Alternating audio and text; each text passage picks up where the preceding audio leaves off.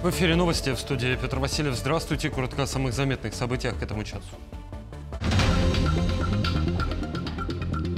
Следственный комитет возбудил уголовное дело после пожара на обогатительной фабрике в Нерюнгри. Пострадавший госпитализированы в тяжелом состоянии санитарным рейсом в Якутск.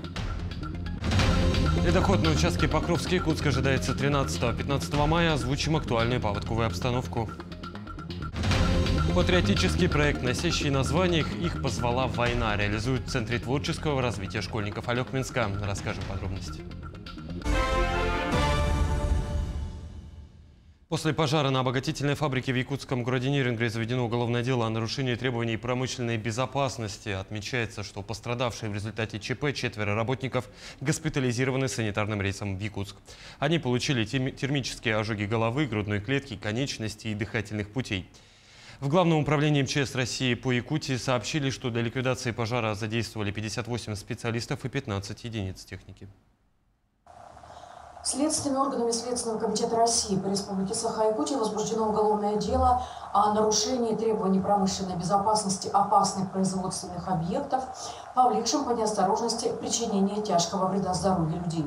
По данным следствия, 7 мая текущего года на территории склада готовой продукции обогатительной фабрики в результате нарушения требований промышленной безопасности опасных производственных объектов 4 работников получили термические ожоги головы, грудной клетки, конечностей, а также дыхательных путей. Пострадавшие госпитализированы в тяжелом состоянии санитарным рейсом в город Якутск для оказания необходимой помощи.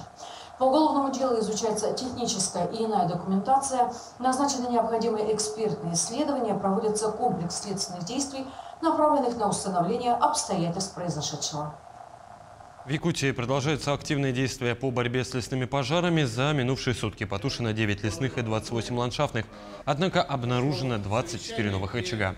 Сейчас действуют 8 крупных лесных пожаров, большинство из которых находятся в Верхоянском и Евино-Бетантайском районах. В тушении задействованы более сотни человек и 5 единиц техники. С начала сезона потушили 95 возгораний. В Верхоянском районе действует, напомню, особый противопожарный режим и режим чрезвычайной ситуации. Обсуждалось усиление данных пожаров. С Якутска отправили группировку в количестве 20 человек. Это 10 наземная служба ГАО «Якутлесресурсы» и 10 авиалесоохрана, которые направляются в Евино-Бетантайский район для помощи местному населению, так как там нет отделения авиалесоохраны. После ликвидации этих пожаров будут переброшены на территорию Верхоянского района, где более сложная ситуация. Но на сегодня уже перелом есть. По данным на утро 7 мая, кромка ледохода на реке Лени расположена ниже гидропоста Крестовский в Ленском районе. В ближайшие сутки у Ленска ожидаются подвижки льда, 8-9 мая ожидается ледоход. 9-11 мая по прогнозам вскроется река на участке Алекминск-Солянка. С 13 по 15 мая ледоход ожидается на участке Покровск-Якутск.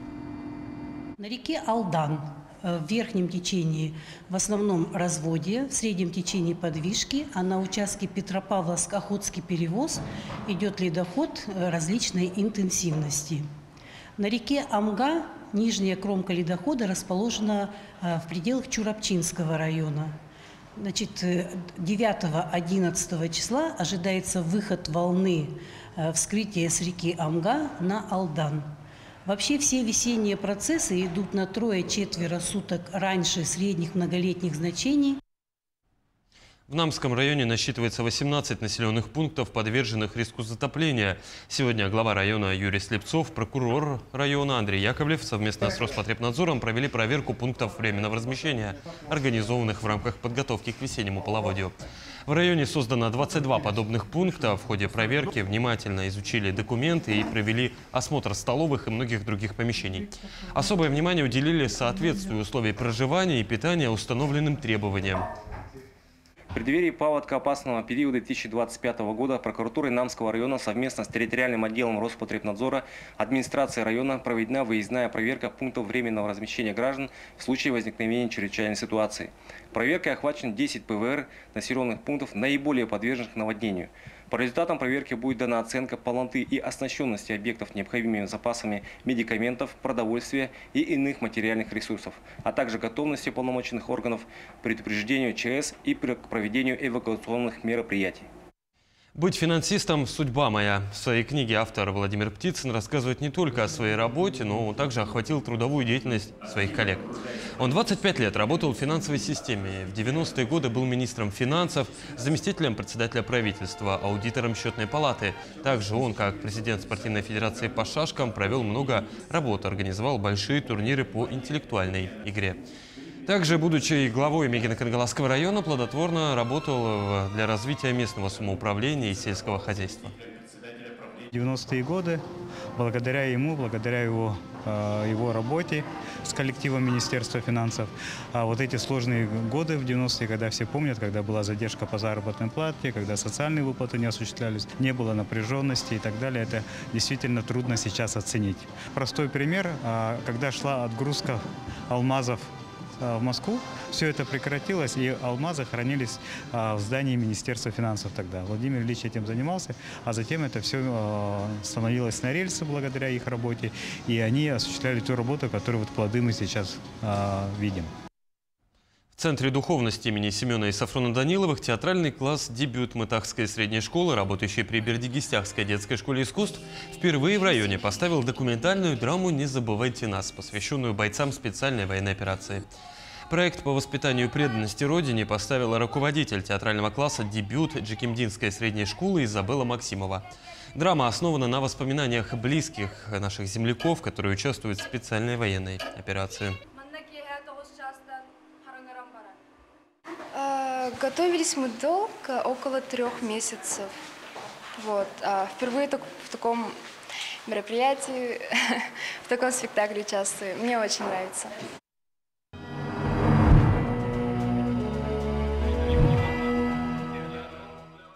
В число 3 лучших снайперов времен Великой Отечественной входит и уроженец Кокинского Наслега-Сунтарского района Егор Петров. На его личном счету, по неполным данным, 250 убитых немцев. Автор книги Полина Розенблюм работала над книгой около 3 лет. Кропотливо собрала материалы в военных архивах, ездила по местам сражений, изучала материалы.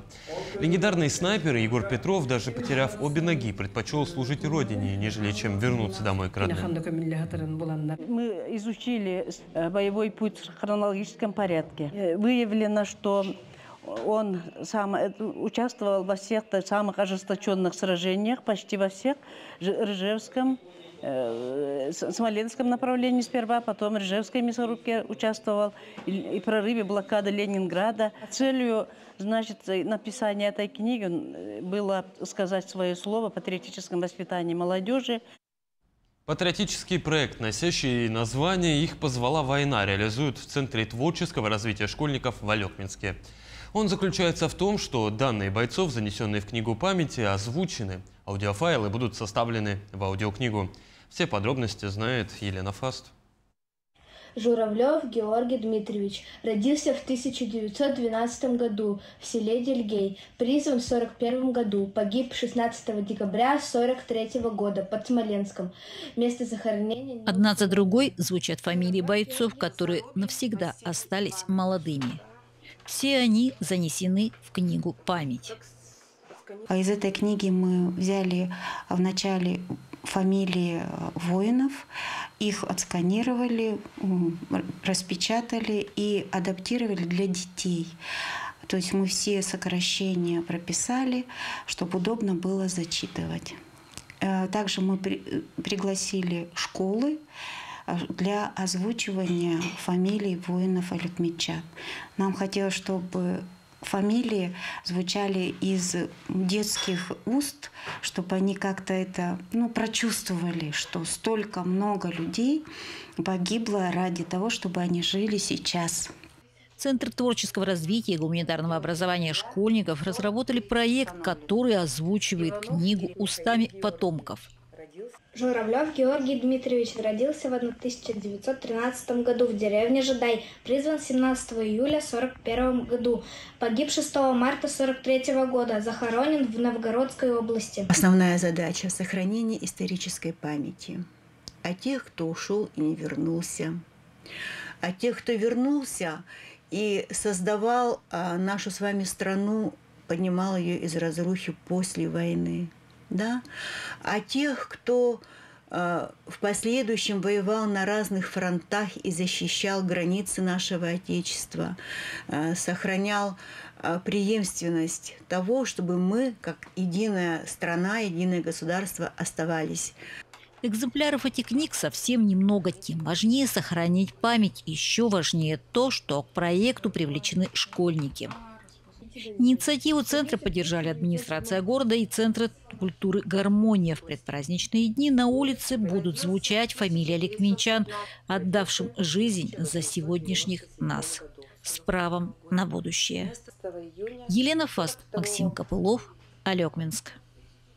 К 80-летию Великой Победы в Усть-Алданском районе перенесли памятник Героя Советского Союза Владимира Лонгинова напротив Мирюнской средней школы номер 2. В честь этого администрация образовательного учреждения провела торжественную линейку. Памятник перенесли со старого корпуса школы. В 70-х годах учащиеся данной школы внесли значительный вклад в поисковой работе по выявлению места захоронения героя, ибо Владимир Лонгинов находился в числе без вести пропавших. Ученики этой школы и по сей день чтят традиции и ухаживают за памятником. В нашей школе с 1969 по 1989 год работала учителем русского языка и литературы Азарова Александра Петровна, которая, работая в школе, открыла музей в нашей школе, музей боевой и трудовой славы. Также она сильно занималась краеведением.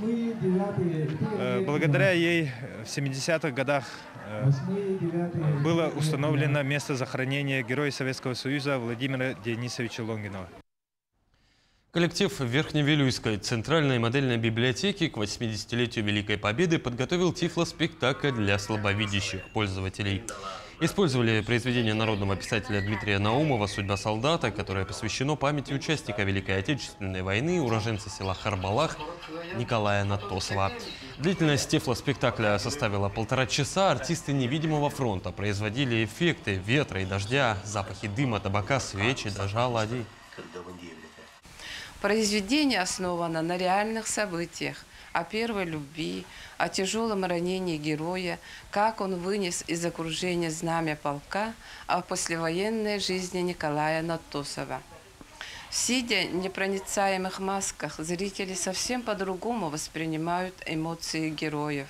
Через слух, обоняние, тактильные ощущения, запах дымокура, грозы, грохот войны точно заставят погрузиться в эту нереальную атмосферу. Это были все новости к этому часу. До встречи в дальнейших эфирах.